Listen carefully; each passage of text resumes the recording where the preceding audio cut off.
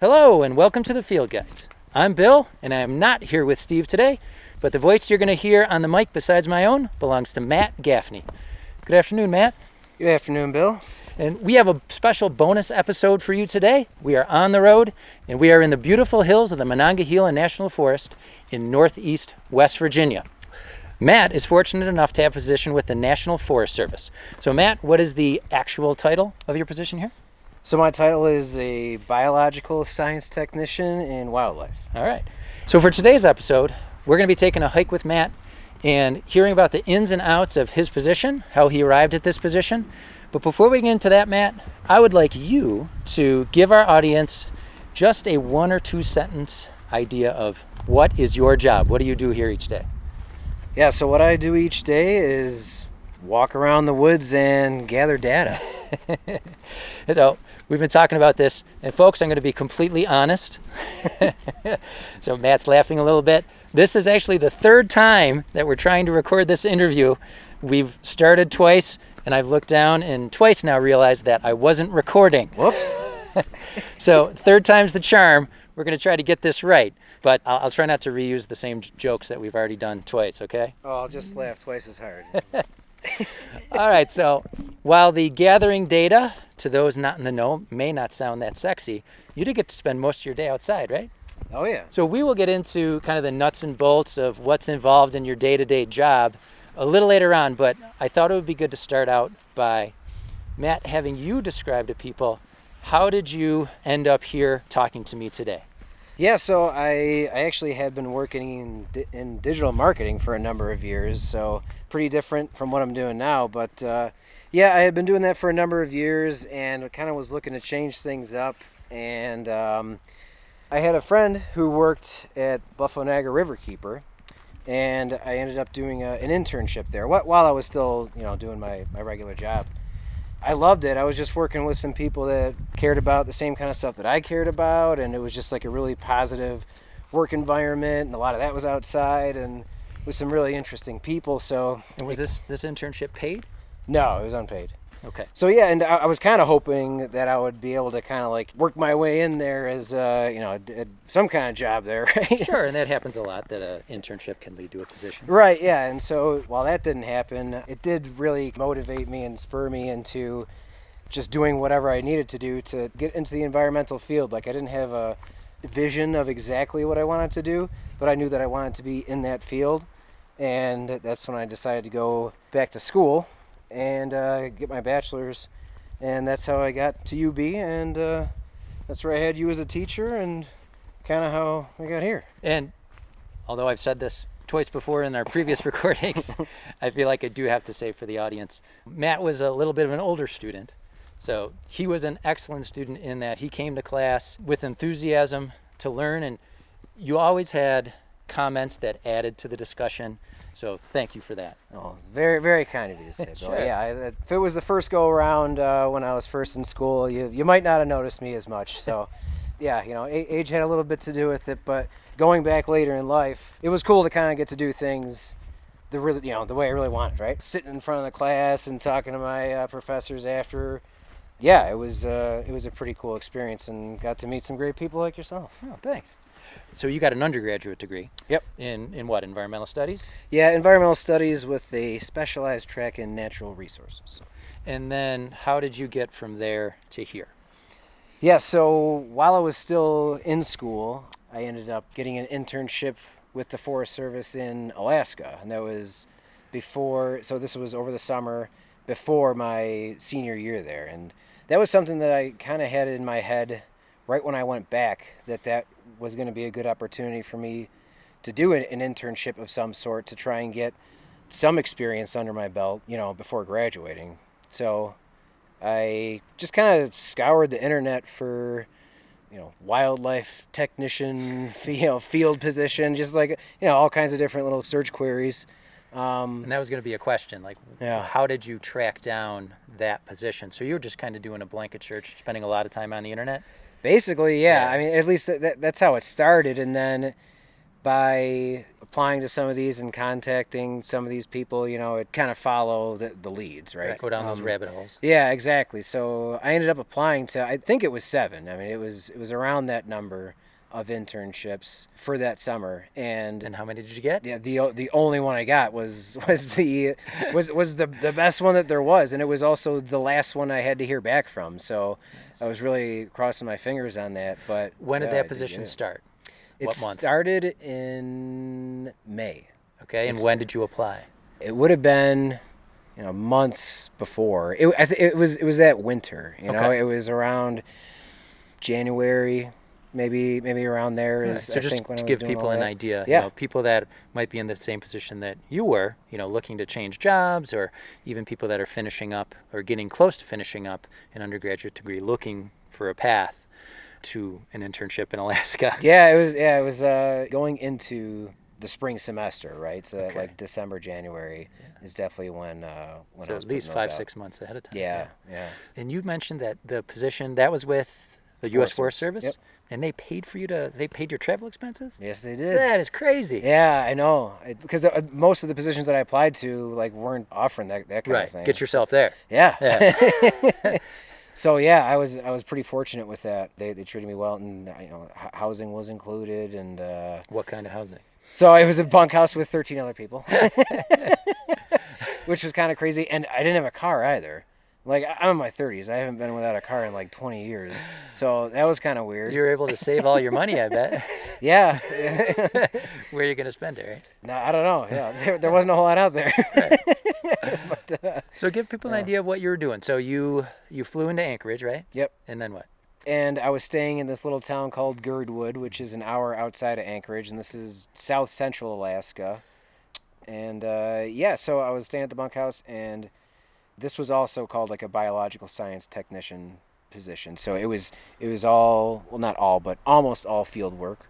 And we did a number of different things. One of the things I spent the most time doing were these vegetation surveys, where we were backpacking for 4 and 5 days at a time. So you got paid to backpack. Yeah. It was tough conditions. A lot of the time. It was, as spectacular as it was up there, you really had to earn it. Yeah. Because it's the world's northernmost rainforest, unless I'm mistaken. Oh, okay. Someone could fact check me on that. I could be wrong. That's what I was told. Okay. World's northernmost rainforest. We'll put it in the episode notes. Yeah. So and it was the Chugach National Forest. So it rained a lot. So, I just remember thinking, oh gosh, I wish it would just stopped raining. And then it would stop raining, and then you would just get swarmed with bugs, and then you'd be like, I wish it was just raining a little bit.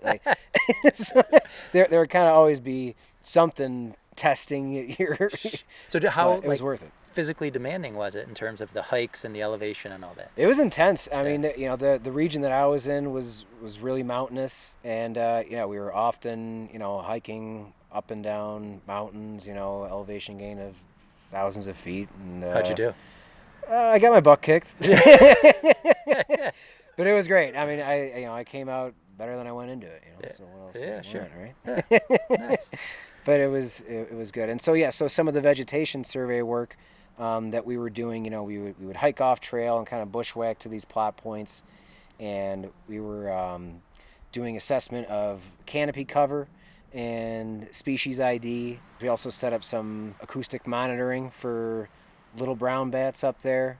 Oh, really? Yeah, interesting thing. I guess they don't have the white nose syndrome up there yet. Yes. They're concerned with the warming up there that's going to allow for it to get up there. But with climate change warming things up. Yeah, so Okay. that was just some of the things that I had heard while I was up there. This isn't based on work that I know well. I'm Sure. just kind of spouting off what I was told up there. Yeah, so a lot of things just involve hiking out on mountains and stuff, carrying a bunch of gear and making sure you got back safe. Which sounds simple enough, but it's pretty involved, especially when you're out there and it was just so rugged and so wild and so remote. So you did you see any moose up there?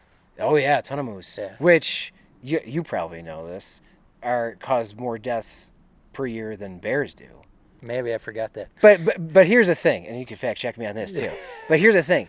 I'm not sure if that includes car accidents or not. I was gonna think, because is it- I think it does. Yeah. And they're so tall Right. that their eyes don't even reflect in your headlights. I've come close to hitting a moose once. Really? And, like within feet of the moose. Oh wow. And I knew if I had hit that moose, I would have been in my car, and I would have been in much worse shape than that moose probably would have been in. They are huge. Yeah, they are massive. They are so huge. Like any listeners out there, if you've never seen a moose in person, it's hard to wrap your head around actually how big they are. It's like if you could, I wouldn't recommend this, but if you could walk under a moose, you really wouldn't have to duck down very much. No. You know? Not recommended for Yeah, sure. yeah. And you were telling me about the bears, so give the audience your little story about the bears. Yeah, a lot of bears up there. Where I was, there was a higher density of black bears to brown bears. Okay. And they called them brown bears there, not grizzlies, because my understanding was the differentiation is brown bears feed on salmon as well as everything else that a bear feeds on, so they get even bigger because there's a ton of salmon up there where I was at. But so there were a lot around, and we had to do this like bear awareness training, and always had bear spray on us, and we're supposed to keep in large groups, even though I would sometimes go hiking by myself. But they'd always be telling you to be loud, and people would just be shouting, "Hey bear, oh bear," stuff like that. Were you wearing bear bells? My mom bought me one. I don't think I ever wore it. I think that's most people. I have one at home too. Yeah, and I was quickly called out on one of the first times we went out. We were taking a group of volunteers out to do some invasive vegetation removal, which kind of just amounted to pulling out dandelions. Just full disclosure on that one. What, for show or? This type of dandelion was invasive there. Okay. I don't know.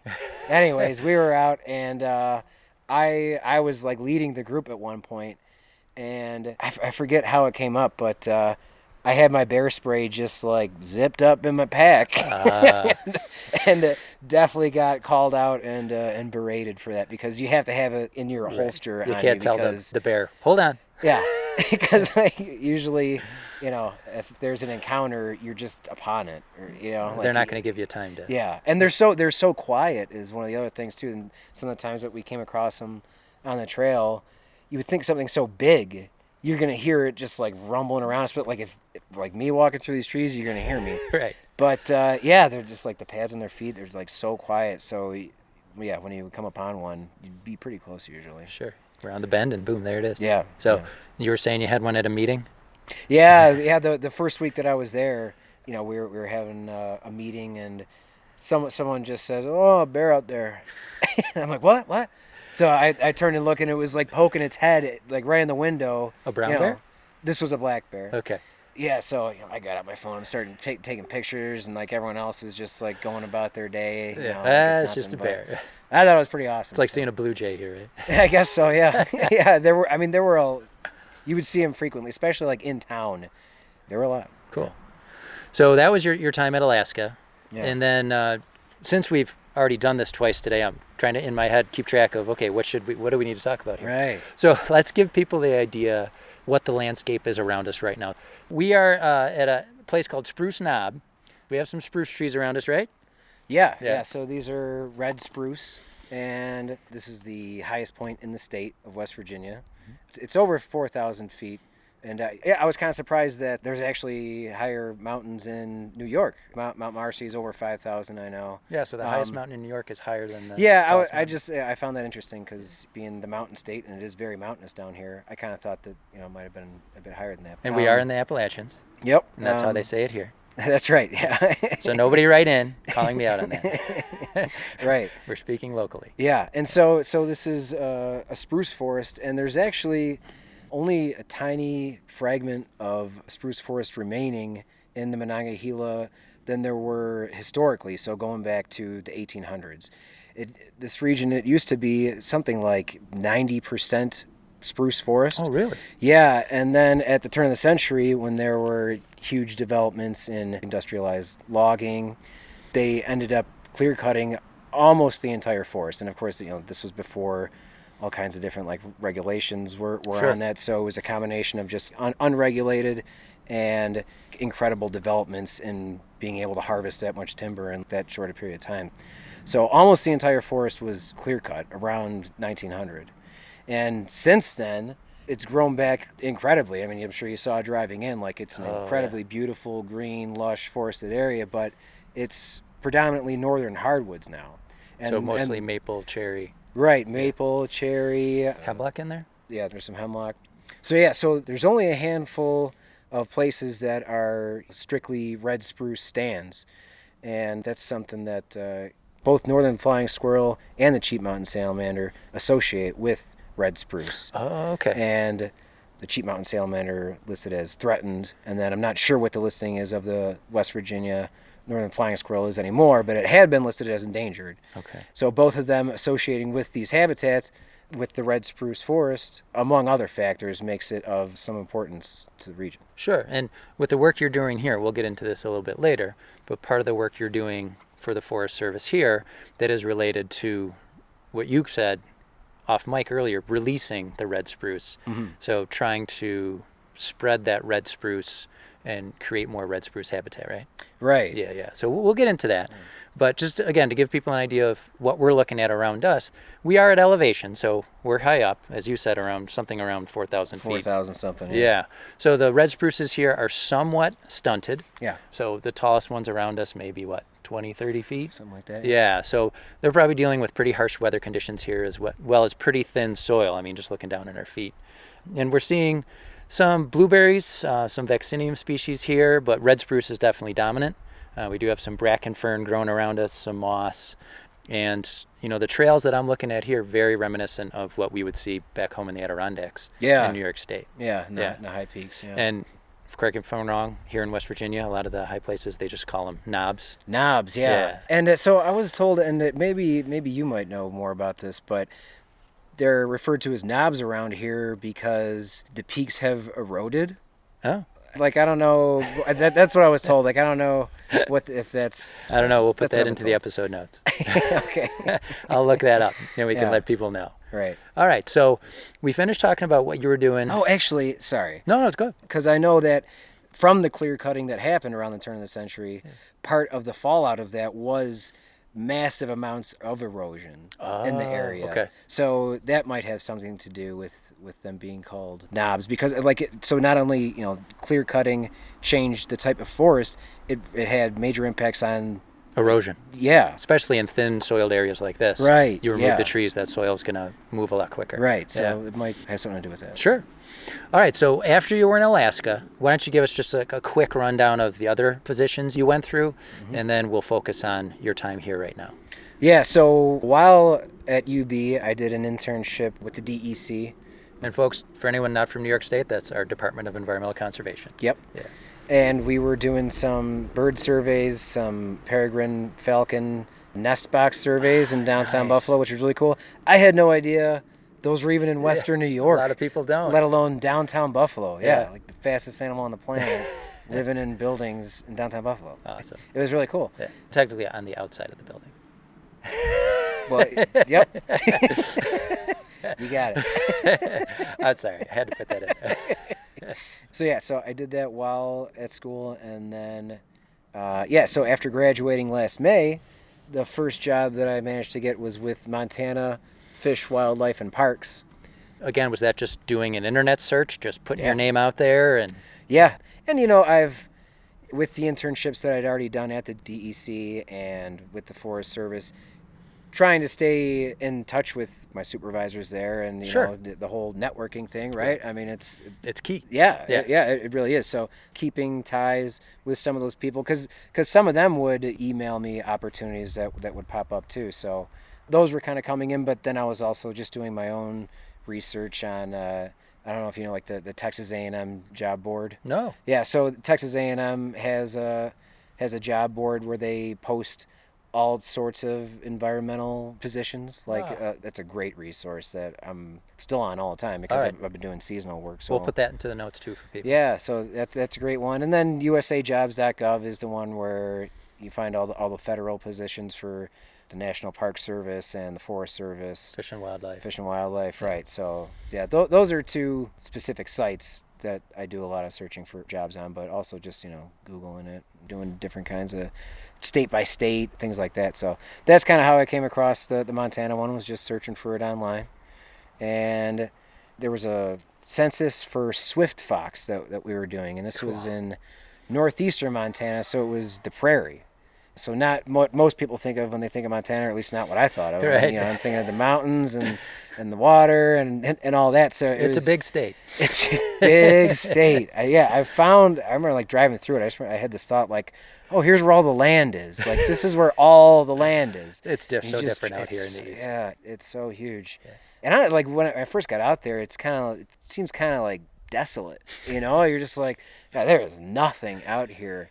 But spending some time there, you gain an appreciation for it. Yeah. And you really start to see more that you just like weren't noticing before. Right. You know what I mean? They're deceptive landscapes out there. Yeah. Because we're in that eastern forest mindset. Anywhere we look, there's obvious diverse life. Yeah. But out there, it's, you got to know what you're looking for. Right, exactly. Yeah. So, yeah, it was neat getting to a place where, frankly, I would never have gone, like unless I was paid to be there. Right. But it was a cool experience. We were setting up camera trap transects, with the little like scented fat disc soaked in mackerel oil on these sticks in front of. Wow. They stunk. It's like, have you ever used like scented bait for fishing? No. Well, if anyone has, it stinks. That's what this stuff smelled like. But yeah, so like any critter walking by would come and take a sniff. So we were trying to see the swift fox that were out there. That's the main thing that I was doing out there. Yeah. Did you get to see some? Yeah. Nice. Yeah, they're really cute. They almost look like a small coyote, at least in like coloration. They're one of those indicator species where it speaks well of the ecosystem. Sure. And it had been extirpated from Montana, I think I forget how far back it was. It's been a little bit. But I know that there were reintroduction efforts in Canada. Okay. And they had actually worked themselves back down into Montana. Oh, wow. Yeah. So they reintroduced themselves to Montana. Yeah. Nice. That's always nice to hear. Yeah, that's why they were trying to keep tab on their population numbers. So that was last summer, and then I got a position in Arkansas over the winter, doing similar kind of work, setting up camera traps for wild turkeys. I did actually manage to do some capture while I was there, though, which was pretty cool. So we did some rocket netting. Oh, wow. Yeah, where we had to, they set up like a hunting blind, and they laid down this net. So you like rolled it out in a line, let's say like 50 feet across, and set up these explosives that would rocket it out at different intervals along the way. Yeah, right? so there were like 3. It's funny because the last episode we just did on bird banding, we talked about rocket netting. Yeah, so I got to do some of that. Required a lot of just sitting quietly in a hunting blind, and you gotta camouflage the netting and stuff too, because they're smarter than they look. Like they frighten easily, at least I could say that. So he had to have it really covered up well, and then you just gotta sit and wait for a long time. But yeah, once they got out there, he blasted the net over them and then ran out as quickly as possible. How many would you catch at a time? The most successful outing that I was involved in was 5. Wow. And yeah, you gotta like wrap them up in the net real quick so that they're not struggling for. Can hurt themselves. Yeah, you want to get them out of there as quickly as possible. So yeah, so that was really cool to be. So did you get to handle the turkeys? Yeah, so I helped wrap them up, and then you stuck them into these big boxes. I don't know, they were specifically made boxes to house a live turkey. Okay. So we did that, and then banded them and took some measurements, and then set them on their way. Tell me what kind of band you used. Ooh, what kind of bands did you use? Was it just a band that you would just use pliers to close? Yes. Okay. We talked about these. They would call them, if it's the one I'm thinking about, butt end, where you use the pliers and you would just seal the 2 ends together. They would just touch. That's how they're put on. Okay. Were you putting on single metal bands or multiple bands? A single metal band. Okay. Yeah. All right. Because one thing we found, I don't want me to put you on the spot, but did you listen to the bird banding episode? I listened to the bird banding episode. Okay, good. All right, thank you.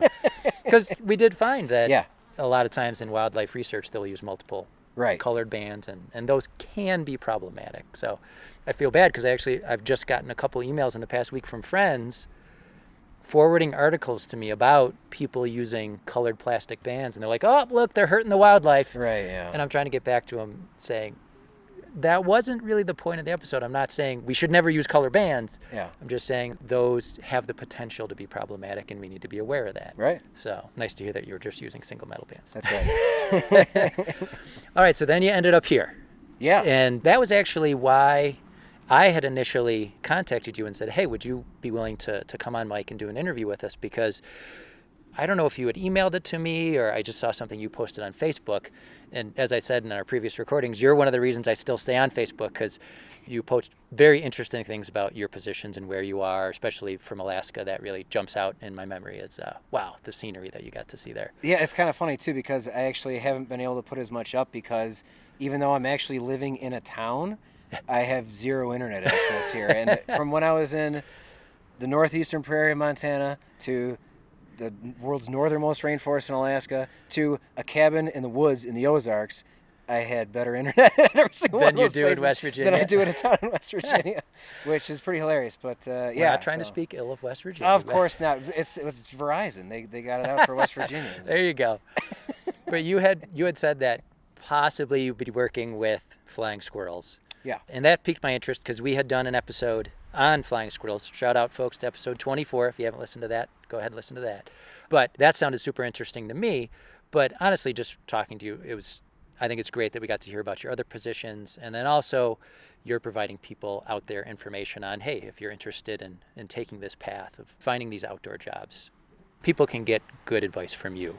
For me, I was kind of in a position where I wasn't Tied down in any way, and the idea of just bumping around from place to place sounded pretty awesome. Just to experience some different places, see some different places, meet some new people, and all that, which has been great. Yeah. It's also stressful when you have to move and you've never been to a place before or met anyone there. So there's certainly drawbacks or things that you have to deal with. But for right now, it's been really cool being able to jump to all these different places. And I could do it because a lot of the entry-level work in the wildlife realm that I'm in right now is seasonally based or project-based. That's another source of stress, I'm sure. Sure, yeah. But then it does allow for kind of, getting to this place and that place, Sure, too. I mean, the experiences you've racked up in the past 2 years, that's more than some people do in their whole lifetime. It's definitely more than I did in the previous 5. Yeah. My last job, so. And, you're making big bucks, I'm sure, right? Oh, just rolling in the dough, Bill. You know it. Yeah.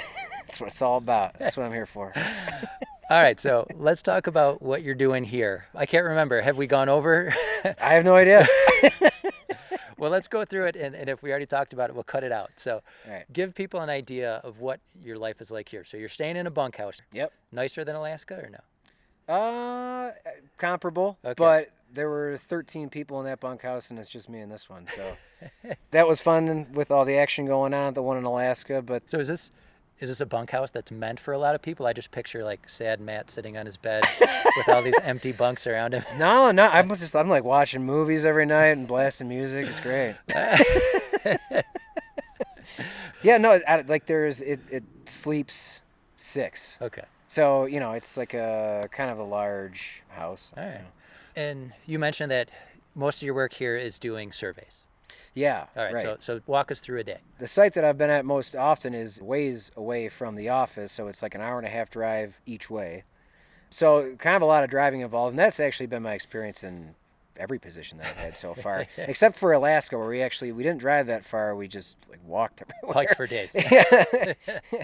Yeah. So then once we're at our site, there's units that are keyed up to be harvested for timber, basically. Okay. And being with the Forest Service, even though I'm most interested in working with wildlife and that, timber is a big part of the agency, so we're going to be around that. Part of what I'm doing is looking for notable habitat features, regional forest sensitive species of birds, information like that they could be using at a later date.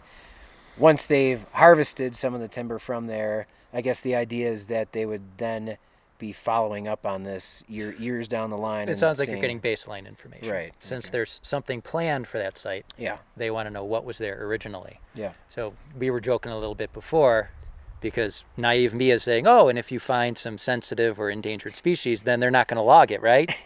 Right. Well, I think they're still going to log it. But except the one species that is listed as threatened is the Cheat Mountain salamander, and that is one where if we come across that, they would not be harvesting timber in that area. As I was saying, I mean, we're joking a little bit here, but technically, if you do find something that's listed on the endangered species list, right, I would think you can't. There would at least. I would think so too. Yeah. And I think that you're right. I just know that the specific things that I'm looking for, if we come across those, other than the Cheat Mountain salamander, it's not going to change what happens there. Okay. It's just of note. Right. Yeah. No, I mean, that is good baseline information. So, I mean, logging is a fact of life in the U.S. Forest Service. Yeah. Whenever I bring it up, I always joke that's why it's in the Department of Agriculture. That's right. And I know, and just from talking to the wildlife biologists in my region too, like the units that I'm checking, it's not in stone that they're going to be harvesting from those too. So there could be alterations made based on what we find. Okay. But I just don't know that to be like a fact. Like, oh, if we find one of these, then it's off. Yeah. You know what I mean? So, so tell us about the Cheat Mountain salamander. Yeah, so it's an endemic species to the region, so it's only found here. Nowhere else in the world. It had been listed on the endangered species list, but that's been downgraded to threatened. That's good news. You don't get that too often. Right. So mostly due to your efforts, right? It's all me. It's all me. I've been out here all summer, Bill. I mean, come on. Good job. But yeah, so we've done a few surveys just for them, just for that species, and we did find a new population. Oh, nice. I was the first one to find one of the salamanders up there, so I was pretty stoked about that. Yeah, but they call it the Gaffney population. Yeah, sure. But yeah, so it's kind of an unassuming salamander. It looks like a salamander, right? Like it's it's a darkish kind of slate color. It doesn't have rainbow frills or it's not like a poison dart frog or something, Okay. right? Like it's bright and colorful. And then it has these brassy flecks on it. So they will not be harvesting in that area at this point now. Okay, so let's talk about the flying squirrels. I know that when we initially spoke, you were hoping that you get to be involved in the capture and heavily involved, but it didn't turn out that way. Yeah. Yeah. So just tell us about what's going on here with the flying squirrels and the research into them. Yeah, so like initially I was hoping to kind of do some capture and radio collaring of them and things like that, but you have to have your rabies shots to handle them, and I wasn't gonna. I guess it's like a series of shots that takes a month or so, Right. and they were gonna be capturing them before I would have even been able to do so. So that didn't shake out, and plus too, I mean, some of these entry-level seasonal gigs, I mean, there's a list of duties that you may be doing, right, and things that they think are representative of the job, but you never really know exactly what things are going to be until you get there, right? So you just got to be able to roll with it. So yeah, I haven't done as much work with them as I was hoping, but did get out a few weeks back. For that entire week I was going out and we were doing radio telemetry work. Cool. For nest site surveys. So it was during the day. They're a nocturnal species, so while they were sleeping during the day, we were using radio telemetry to pinpoint what trees they were nesting in. So you said you were doing that during the week, during the day. Yep. Were you basically just told, instead of doing your plot surveys, you're going to do this, or were you given the option to do it? It was brought up to us that we might be able to help out with this, and my supervisor knows that I want to be doing more wildlife work, so they're looking out for me where they can. And nice. Yeah, it's been pretty flexible where we'll kind of help out with this project for a couple days and then jump back to what we were doing. So it's kind of fluid. And sounds like you don't get bored though. No, yeah, it stays interesting. Tell people about the radio telemetry. Not everyone may know about that. Yeah, so we had this thing called an H antenna that we were holding in one hand and then a little radio receiver in the other hand. And you could pick up the signal of the collar on the flying squirrel by pointing the antenna at it. So it would pick up on the direction where it's at, and you'd hear like a little blip, and you would go in the direction where you were getting the strongest signal.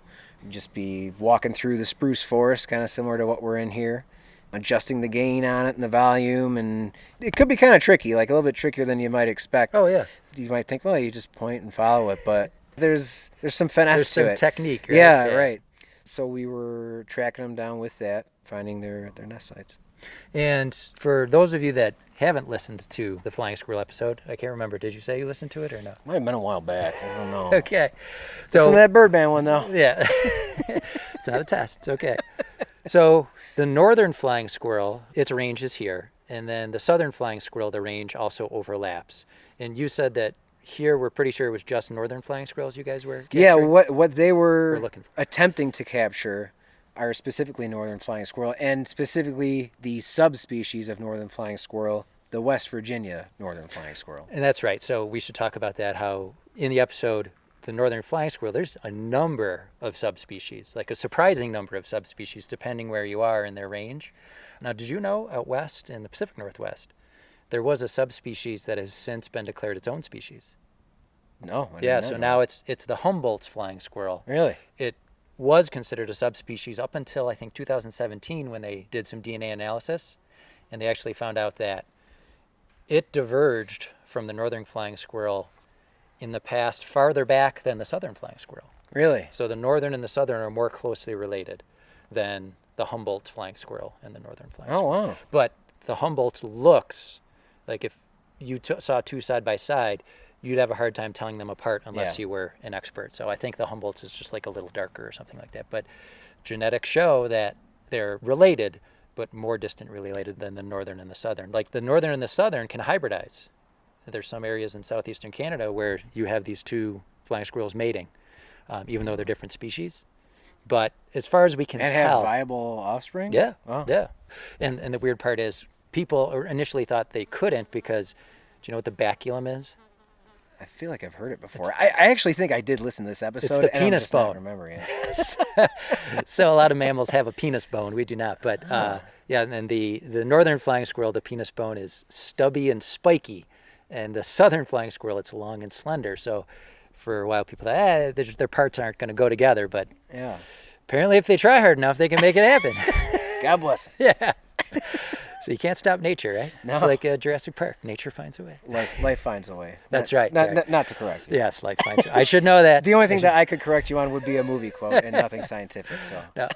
Speaking of that, driving up here, I went to ask you, being in West Virginia, have you seen Deliverance? absolutely. Okay. Yeah. That is a frightening movie. It is. It For really is. people that spend time outside. Yeah. Some of those movies in the '70s just feels real. Pretty rough. Yeah. So we won't go into details here, folks. But if you like your Stay safe out there. suspenseful, disturbing outdoor adventure movies, look up It's a Deliverance. classic. Yeah, it is a classic. All right. So I don't think we mentioned, how were the researchers here capturing the flying squirrels?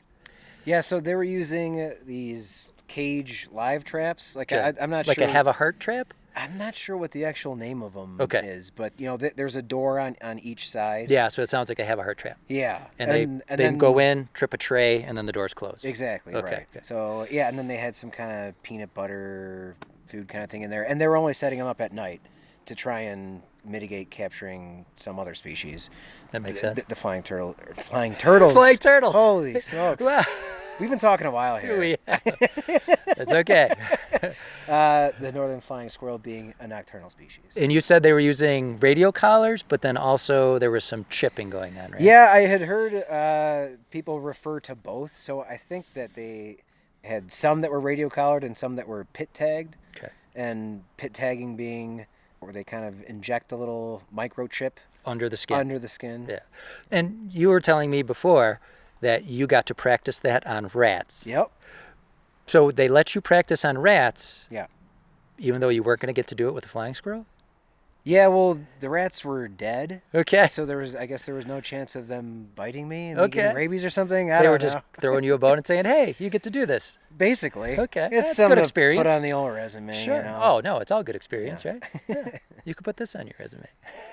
I think I might. All right. So you went out with the antenna. You were locating cavity nests mostly, right? Yeah. Yeah, because that's a question I asked before. In our episode, it came up that most people, when they think of flying squirrels, they think they're cavity nesters. The nature center I used to work at, we put up nesting boxes because flying squirrels, we know they're cavity nesters. But in the episode, when Steve and I did the research, it came out that northern flying squirrels sometimes don't nest in cavities, that sometimes they'll build nests on branches, or sometimes they'll even renovate a bird nest, creating walls and a roof. But you didn't see any of that? No, when we got to the tree that they were nesting in, it was a little anticlimactic because I remember kind of thinking like, oh, so we'll get to like see him and it'll be like, really cool. And it's just way up in the tree asleep and you can't didn't see get it. to see him. So You didn't get to see any flying squirrels? no. Oh, sorry. So if you go again, maybe you could, when the researcher has its back turned. I've been told that if you're at a tree that a flying squirrel nest Just is shake in, it really hard until they if wake you up. knock on the tree, Really? that sometimes they'll stick their heads out. Oh, really? Yeah, like they'll be able to feel the vibration and they'll stick their heads out to see who's around. Oh, So cool. you could just kind of do it on the slide. Next time, yeah. Yeah. All right, so you got to do some vegetation surveys. You got to discover a population of cheat mountain salamander, That's right, yeah. the Gaffney population. You got to do some work with flying squirrels. Yep. And has that been pretty much your experience here so far? Yeah, it's been a lot of those clearance surveys for the timber harvesting where we're looking for different species out there. So that's been most of what I've been doing out here. So always out in the field, lots of tree ID, species ID. So I've had to do a lot of that. Do you feel your ID skills have gotten better? They've definitely gotten better. Yeah. But they were pretty bad to start. The bar was pretty low to start with? So we're getting there. Okay. And so what's next? You're here till October. Yeah. And do you have a position coming up? Nope. There's a lot of stuff getting put up, so I've been checking basically every day. And Where have you applied? so the recent one that I applied to was in Arizona, where it has to do with Mexican wolf You mentioned this. restoration. That's the most notable one. So And that one you were saying, when we had lunch earlier today, you were saying that that's a position that it's not paid, it's just volunteer. Oh, you get living expenses paid for. yeah, it's basically like a stipend and housing, which would be a step back from where I'm at now. But I'm still, I mean, it's only been a year since I graduated, and I'm willing to take a hit on You that. get to work with wolves, man. Yeah, I mean, like if it means that, and yeah, really upping my experience, Yeah. and then also like the life experience of following wolves around. Right. Sounds pretty neat. As So I I mean, that's just one thing I've come across. So we'll see how that pans out. But As I said before, do that, write a book. You could be the next Ed Abbey. there you go. Yeah. Sure. Now, you're only the second interview that we've done before as a bonus episode on the podcast. So you're in elite company. Well, Yeah. So thank the you last for one we having did, me, Bill. folks, that was Gordon Wilmot. He did the Wild Ideas podcast. I mentioned that over lunch today. That was one of our inspirations for starting this podcast.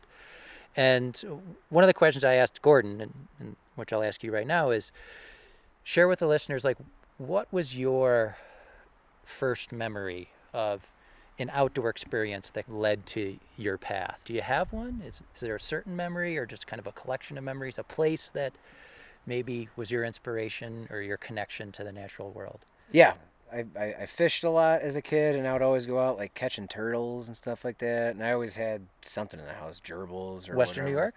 Yeah, Western New York. Yeah. Okay. So I always loved like catching little critters and everything like that. So it was there from when I was a kid. But I think part of what reinvigorated it was back in 2014. I forgot what even got me into this, but I started backpacking. Okay. And I went out into the Adirondacks and did a 2-night, 3-day backpacking excursion on my own. And like I'd never done anything like that in my Really? life. Yeah. And What prompted that? you get crazy life stuff that happens, and things kind of go in directions that like you wouldn't really expect. And I was just kind of like reevaluating where I was at, and Okay. I think I forgot what kind of got it in my mind, but You had like a early life crisis kind of instead of a midlife crisis, something like that. like a late 20s crisis. Yeah. And it kind of spurred me to, like, I guess I maybe had like the thought of that for some time. Sure. And I finally got the real urge to act on it and get out there and like kind of like doing it on my own and everything. It was like, wow, like this is, For lack of a better term, that's ballsy. yeah. And maybe that was like a little bit of like proof that like I could do more than I was doing. Sure. And that definitely reinvigorated my love and appreciation for the outdoors. Yeah. And places like this, like Spruce Knob here. So That backpacking trip you took, did you find somebody to go with, or you just said, no, I'm going out by myself? I was going to do it by myself. Yeah, Wow, That good was- for you. Yeah, that was the idea. All right. I do that too. You're one of the few people that. Yeah. I Now know. I don't go out of my way to do it by myself these days, but I will It's fun getting out there with other folks. It is. I mean, it's wonderful to be out with other people, but when you're out by yourself, it's a different experience. It's a very different experience. Yeah. And I think it's a worthwhile experience. I thought so too. I know it's not for everybody, but I also think that there's a lot of people out there who think it's not for them, but if they could get out there by themselves, it definitely is a worthwhile thing to do. Yeah, I loved it, and I've done it a number of times since. So if someone's out there listening and they have that itch and they've always been wondering if Matt can do it, if I can do it, right? If I can do it, you can do it. Get yourself out there by yourself. Yeah. Anything else you want to share with the audience? I guess, it's never too late to go back and start anew. Right, so how old were you when you made that switch? 30. So you weren't a kid? No. And would you say you're happier now? Oh, yeah. Yeah. It's funny because, on one hand, I kind of, am living what I dreamt of a few years back, which is great, and it's wonderful. But it's also still work, and it's... Some days the conditions are brutal and it's rough out there. And I remember even when I was in Alaska one time, it was the most scenic place ever, but it was the toughest hike ever. And I just remember looking to the side oh yeah, there's a big glacier over there. Who the hell cares? Just because I was so beaten down. But even with the tougher days, there's a satisfaction there at the end of the day and the end of the week that I didn't have before. And you're going to remember that day? Oh, yeah. Right? Yeah, exactly. I knew that, getting into this, that it wasn't going to be all just frolicking around I did it. But playing with wolves and dolphins. Right, yeah. So yeah, it's hard work a lot of the time, but it's satisfying. All right. Well, thank you for taking the time to do this and record this 3 times. My pleasure. It's fun having company down here. You're an elite company. You're one of only 3 people that have managed to get down here. All right. And we've recorded it for posterity. Exactly. And I would just put the word out there. Any listeners out there, if you have lines on federal positions or any positions that Matt might be good for, drop us a line at the podcast and we'll put you in touch with Matt. I like that. Right? He's a good worker. He's talented, and I would highly recommend him. Very kind, Bill. Thank you. All right, folks. Thanks for listening. Steve and I will be back soon with our regular monthly episode. But Matt, one more time, thank you very much. Thank you, Bill. All right, and folks, we'll be seeing you soon.